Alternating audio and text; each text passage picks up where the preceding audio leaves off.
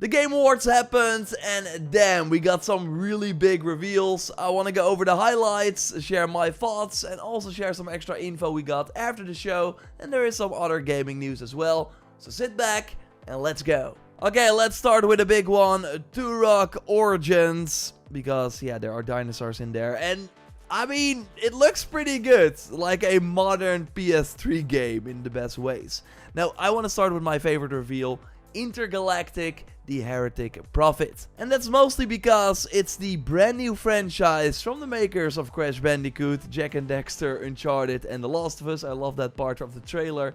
But yeah, this is what they've been working on since 2020, directly after The Last of Us Part 2. We played Jordan A. Moon, a bounty hunter who is stranded on a planet called Semperia, and all the communication with the outside universe went dark hundreds of years ago, and anyone who tried to go to Semperia and unravel its mysteries was never heard from again. But of course, we try to be different. Our goal is to be the first person in 600 years to leave the orbit, and you immediately see that we're looking at a Naughty Dog quality cutscene in how the main character moves, interacts with the environment. It's all very realistic, organic.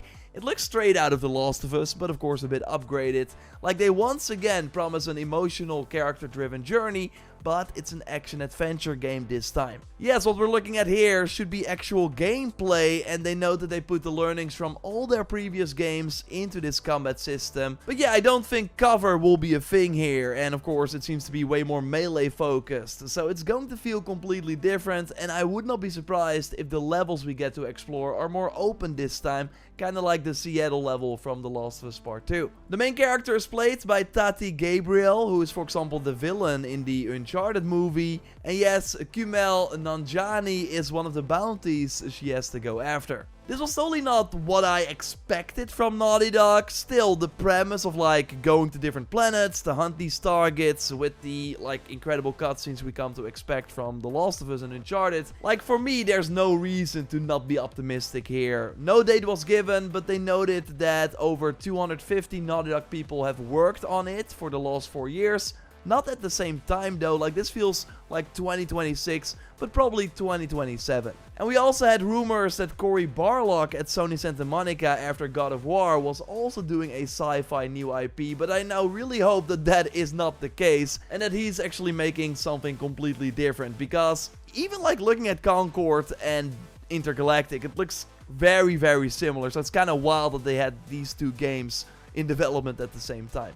Overall, let me know what you of course think in the comments down below. Now, the biggest surprise of the show was totally a new Elden Ring standalone co-op game. It's a spin-off with a completely separate story that takes place after the events of the Shattering in the original game. So you can play this in either 3-player co-op or alone, so not a 2-player co-op, and the game will scale accordingly. And instead of making your own character, the game will feature 8 playable pre-made heroes that all have different playstyles and abilities, with one for example having a spirit ash sort of body that you can summon. And the reason for this is that they immediately want you to be able to jump into the game without having to worry about a build or like prepping and stuff. So the game is session based and the tempo is very high. You will spawn into the map and then things around you like enemies, weapons, bosses, events, key locations, they will spawn in as well, and they are random each session. There are 3 days in each session, so day 1 you will just go explore, you don't really have to work together, and then at the end of the day you will come together to fight a special boss. Finish that and you go to day 2, etc, etc. There are 8 final bosses in the final game, and we even saw some Dark Souls enemies that, yes, we will be able to find, which is kind of awesome. Now to me this sounds more like a $40 experience, kind of like Helldivers 2, but no price was announced yet, and it will launch in 2025 already, with actually a network test happening in February already, and you can register starting January 10th. So yeah, 2025 got even crazier. Also, Outer Worlds 2 from Obsidian is coming next year. So they're launching both Avowed and this space RPG sequel in the same year, which is pretty wild. It has way more fun weapons this time from the looks of it, and it's also coming to PS5 now, next to Xbox and PC. Crimson Desert is now officially confirmed for 2025, but late 2025. Like, I was hoping for an April or May date, but that's certainly not happening. The trailer was awesome though, showcasing some things we had seen seen like a few years ago, but now with proper new gameplay, like being able to fly a dragon, we can actually use it to set enemies ablaze as well. It showed more of the weird runes we find in the sky, and you can actually change into other characters for more combat variety. This totally remains one of my most anticipated games of 2025. Now, Dying Light The Beast looked great as well, as we ditched the urban environment for a forest and smaller overgrown town. Some funny weapons were showcased here too, and it's already coming in summer 2025. Like, we will hear summer 2025 way more, because only if your game is launching in that August-September window, you will let people know. But if you are later in the year, you are more hesitant to share that, because GTA 6 is of course looming in that October-November window. Because another game that is launching in summer 2025 is Mafia The Old Country. I'm loving the 1900s Sicily setting. They once again confirmed that it will be a more linear, narrative-driven game like Mafia 1 and 2, so not really open world like Mafia 3. Mafia 2 was 12 hours to beat, so I'm expecting kind of the same here, or maybe even less, because Hangar 14 I don't think has worked on this game for a very long time. Of course, let me know what you think in the comments. I overall think it looks great. I want to see more. Yes, The Witcher 4 is of course another big one with Ciri as the protagonist. We already did a big video on it with a ton of extra info, so check that out. Link in the video description for if you haven't watched it yet.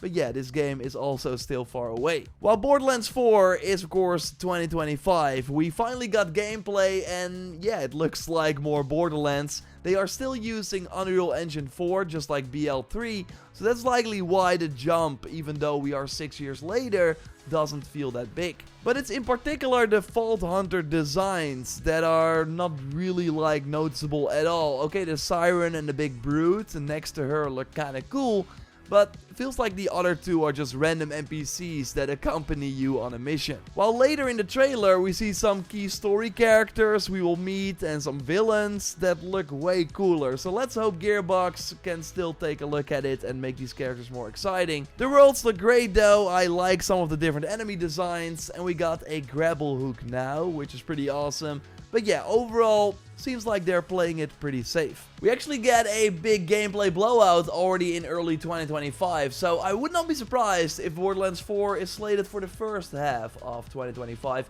We'll of course keep you posted here, and yeah, we got more highlights from the Game Awards to go over, some other gaming news as well.